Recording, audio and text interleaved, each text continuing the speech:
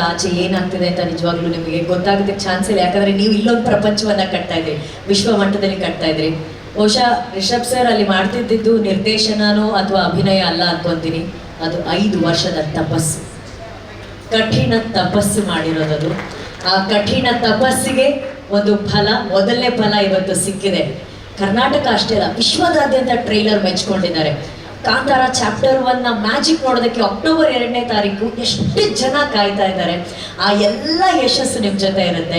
And ಯಶಸ್ಸಿನ ಜೊತೆ ನೀವು ಒಂದು ಜವಾಬ್ದಾರಿನ ಎಷ್ಟು ಸುಂದರವಾಗಿ ನಿರ್ವಹಿಸಿದ್ರೆ ಅದ್ರ ಬಗ್ಗೆ ನಾವಿಲ್ಲಿ ಮಾತಾಡಲೇಬೇಕು.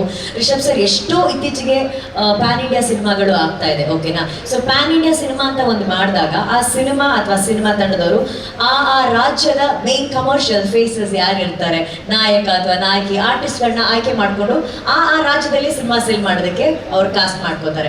ಆದ್ರೆ ರಿಷಬ್ ಶೆಟ್ಟಿ ಅವರ ನಿರ್ದೇಶನದಲ್ಲಿ, ಹೊಂಬಾಳೆ ಅವರ ನಿರ್ಮಾಣದಲ್ಲಿ ಇದು ನಮ್ಮ ಮಣ್ಣಿನ ಕಥೆ ಅಂದ್ಬಿಟ್ಟು ನೀವು ಹೇಳಿದಾಗೆ ಗುಲ್ಶನ್ ಅವರು ನಮ್ಮ ಕರ್ನಾಟಕದವರು, ಅವರನ್ನ ಕಾಸ್ಟ್ ಮಾಡಿದ್ರು. ನೀವು ಯಾವ ದೊಡ್ಡ ಫೇಸಸ್ ಅನ್ನು ಕೂಡ ನೀವು ಆಯ್ಕೆ ಮಾಡಿಲ್ಲ. ನೀವು ಆಯ್ಕೆ ಮಾಡಿದ್ದು ಕೇವಲ best technician, best actors and most of them ಎಲ್ಲ ನಮ್ಮ ಕನ್ನಡದವರೇ.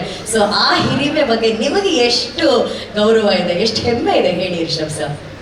ಅಂದರೆ ನಾವು ಖಂಡಿತವಾಗ್ಲೂ ಮೊದಲ ಭಾಗ ಮಾಡಿದಾಗ ಅದು ಪ್ಯೂರ್ ಕನ್ನಡ ಸಿನಿಮಾ ಆಗಿತ್ತು. ಎರಡನೇದು ಮಾಡಕ್ಕೆ ಹೊರಟಾಗ ಕನ್ನಡಿಗರೇ ಅದನ್ನು ಪ್ಯಾನ್ ಇಂಡಿಯಾ ಮಾಡಿದ್ರು. ಸೊ ಅವರೇ ಈ ಥರ ಏನೋ ಮಾಡ್ಬೇಕು, ನೀವು ಪ್ಯಾನ್ ಇಂಡಿಯೆಲ್ಲ ಹೋಗ್ಬೇಕಂತ ನಮ್ಮನ್ನು ಪುಷ್ ಮಾಡಿ ಕಳಿಸಿದ್ದೆ ಕನ್ನಡಿಗರು. ಅದನ್ನು ಮಾಡಕ್ಕೆ ಹೊರಟಾಗ ಜನರಲಿ ಒಂದು ಥಾಟ್ ಬರುತ್ತೆ, ಫಿಲ್ಮ್ ಮೇಕರ್ಸ್ಗಳಾಗ್ಬೋದು, ಪ್ರೊಡಕ್ಷನ್ ಹೌಸ್ಗಾಗ್ಬೋದು. ಸೊ ಈ ಥರ ಕಲಾವಿದರುಗಳು ಇರಬೇಕು, ಈ ಥರ ಟೆಕ್ನಿಷಿಯನ್ಸ್ಗಳು ಇರಬೇಕು ಅನ್ನೋದು. ಬಟ್ ನಾನು ಯಾವತ್ತು ಏನು ಅಂತೀನಿ ಅಂತಂದರೆ, ಆವತ್ತು ಕಾಂತಾರ ಮಾಡಿದಾಗ ಆ ಥರದ್ದು ಯಾವುದೂ ಇರಲಿಲ್ಲ. ಆ ಕಾಂತಾರವನ್ನು ಇಷ್ಟು ದೊಡ್ಡ ಮಟ್ಟಿಗೆ ತೊಗೊಂಡೋಗಿರೋದು ಇದೇ ಜನರು. ಸೊ ಹಾಗಾಗಿ ಆ ಕತೆ ಏನು ಕೇಳುತ್ತೆ, ಅದನ್ನು ಯಾರನ್ನ ಆಯ್ಕೆ ಮಾಡುತ್ತೆ, ಅವ್ರಿಗೆ ಅವಕಾಶ ಕೊಟ್ಟರೆ ಅಥವಾ ಅವರ ಅಸೋಸಿಯೇಷನಿಂದ ಅದು ಸಿನಿಮಾಗೆ ಇನ್ನೂ ದೊಡ್ಡ ಕಾಂಟ್ರಿಬ್ಯೂಷನ್ ಆಗತ್ತೆ ಅಂತ ನಾನು ನಂಬ್ತೀನಿ ನಾನು. ಹಾಗಾಗಿ ಆ ಕಥೆಯ ಆಯ್ಕೆ ಪ್ರಕಾರವಾಗಿ ಹೋಗಬೇಕೆ ಹೊರತು ನಾವು ಅದನ್ನು ಫೋರ್ಸ್ ಮಾಡಿದ್ರೆ ಅದು ಯಾವತ್ತೂ ಆರ್ಗ್ಯಾನಿಕ್ ಆಗಿ ಹೋಗೋದೇ ಇಲ್ಲ. ಅದು ಅವರು ಕೂಡ ಫಿಟ್ ಆಗಲ್ಲ, ನಮ್ಮ ಸಿನಿಮಾವು ಕೂಡ ಜಸ್ಟಿಫೈ ಆಗಲ್ಲ ಅಂತ ಅಂದ್ಕೊಳ್ತೀನಿ ನಾನು.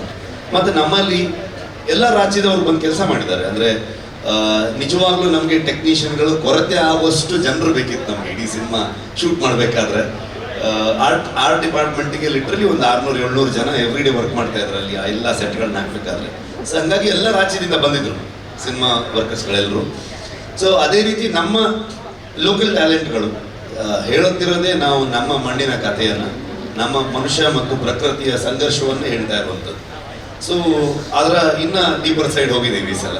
ಸೊ ಹಾಗಾಗಿ ಅದಕ್ಕೆ ಈ ಮಣ್ಣಿನಲ್ಲಿರುವಂತಹ ಈ ಮಣ್ಣಿನ ಮಕ್ಕಳೇ ಬೇಕಾಗ್ತಾರೆ. ಸೊ ಅವ್ರು ಬಂದರೆ ಮಾತ್ರ ಆ ಕತೆ, ಆ ಸಿನಿಮಾ ಅಷ್ಟು ಅಚ್ಚುಕಟ್ಟಾಗಿ ಬರೋದಕ್ಕೆ ಸಾಧ್ಯ ಅಂತ ಅನ್ಕೊಳ್ತೀನಿ. And final question Rishab sir, ನೀವು ಹೇಳಿದ್ರಿ ಮಾತಾಡ್ಬೇಕಾದ್ರೆ ಇವತ್ತು ನನ್ನಿಂದ ಹಿಡಿದು ಪ್ರಗತಿ ಎಲ್ಲರೂ ರಿಷಬ್ ಅವರು ಅಂತ ಹೇಳ್ತಿದ್ರು. ನನಗೇನು ಮಾತೇ ಇಲ್ಲ. ಅಂದರೆ ನಾನು ಬರ್ತಾ ಪ್ರಗತಿ ಹತ್ರ ಮಾತಾಡ್ತಿದ್ದೆ. ನನಗೇನು ಆಡಿಯೋ ಬರ್ತಾ ಇಲ್ವಾ? ಇವಾಗ ಕೇಳಿಸ್ತಾ ಇದೆಯಾ? ಒಳಗಡೆಗೆ ಅಷ್ಟಿಲ್ಲ ವಾಯ್ಸ್. ಹಳೆ ರಿಷಬ್ ಶೆಟ್ಟಿ ಅಲ್ಲ ಇವಾಗ ನಾನು. ಸೊ ಬರ್ತಾ ಪ್ರಗತಿ ಹತ್ರ ಮಾತಾಡ್ತಾ ಇದ್ದೆ ನಾನು. ಅಂದರೆ ಏನು ಹೇಳ್ಬೇಕು ಗೊತ್ತಾಗ್ತಿಲ್ಲ ನನಗೆ, ಪದಗಳೇ ಇಲ್ಲ ಅಂತ ಅಂದ್ಕೊಂಡು. ಎಲ್ಲ ನಿಮ್ಮಿಂದ thank you so much.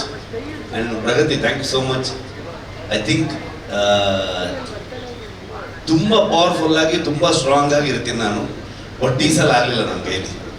So ನಿಮ್ದೆಲ್ಲ, ನೀನು, ಅರವಿಂದ, ಅನಿ, ಗುರು, ನನ್ನ ಇಡೀ ಟೀಮು, ವಿಜಯಣ್ಣ, ಯಾವಾಗಲೂ ನನಗೆ ಲಿಟ್ರಲಿ ಒಂದು ಅಣ್ಣನ ಥರ ಆರಾಮಾಗಿ ಹೋಗಿ ಆಗತ್ತೆ ಅಷ್ಟು ವಿಚಾರಗಳಿತ್ತು ನಮಗೆ. ಸೊ ಹಾಗಾಗಿ ಪದಗಳಿಲ್ಲ. ಇನ್ನು ಜಾಸ್ತಿ ಕೇಳಿಬಿಟ್ರೆ ಮತ್ತೆ ಬೇರೆ ಥರ ಆಗುತ್ತೆ. Thank you so much. ಕಳೆದ ಬಾರಿ ಸಿನಿಮಾ ಸ್ಟಾರ್ಟಿಂಗ್ ಬಂದಾಗ ನಾನು ಹೇಳಿದ್ದೀನಿ, ನೀವೆಲ್ಲ ಹೆಮ್ಮೆ ಪಡುವಂಥ ಸಿನಿಮಾ ಆಗುತ್ತೆ ಅಂತ ಕಾಂತಾರ 1ಗೆ. ಐ ಥಿಂಕ್ ಇದು ನೀವು ನಮ್ಗೆ ಮತ್ತೆ ಬೆಂತಡ್ತೀರಾ, ನಮ್ಮನ್ನು ಪ್ರೌಡಾಗಿ ನೋಡ್ತೀರಾ ನೀವು ಅಂತ ನಂಬಿದ್ದೀನಿ ನಾನು. ಅಷ್ಟು ಹೇಳ್ಬೋದು ನಾನು. Thank you so much. Thank you Rishab sir. ಕ್ಷಣ ಕ್ಷಣದ ಸುದ್ದಿಗಳಿಗಾಗಿ ಫ್ರೀಡಮ್ ಟಿವಿ ಸಬ್ಸ್ಕ್ರೈಬ್ ಮಾಡಿ, ಲೈಕ್ ಮಾಡಿ ಹಾಗೂ ಫಾಲೋ ಮಾಡಿ. ಹೊಸ ಸುದ್ದಿಗಳ ನೋಟಿಫಿಕೇಶನ್ಗಾಗಿ ಬೆಲ್ ಐಕಾನ್ ಮೇಲೆ ಕ್ಲಿಕ್ ಮಾಡಿ.